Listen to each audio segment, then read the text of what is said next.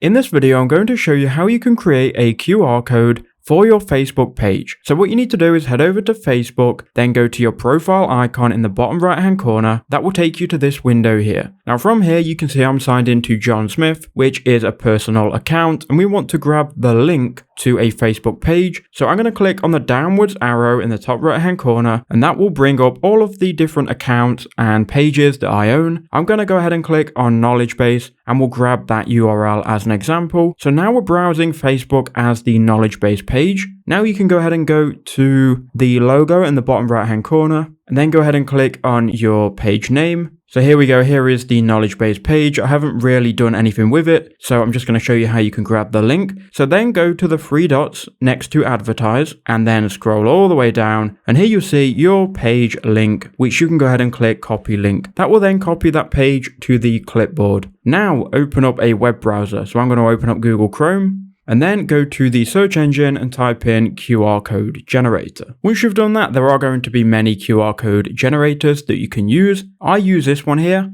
qr-code-generator.com. So I'm going to click on that. Now what you can do is you can accept all of these cookies, and it's very simple, right? You just paste in your link here. You then click generate QR code. It will then generate that QR code, right? You can then choose a frame if you want to. You can go through any of these designs. You can also customize the shape and color, and you can also add a logo as well inside. I'll let you do that in your own time though, but it is important you know where the download link is. Go to download in the bottom left hand corner. Then it's going to give you an advertisement. Just make sure you don't refresh. So in about 10 seconds, once they've generated your QR code, you will see here the download appears. You can go ahead and click download, and then I'm going to click open in. And then from here, we can go ahead and click save to files, and I can choose where obviously I want to download it, and I can choose also the name of the file. So that's how you can do it. I hope that quick video helped you out.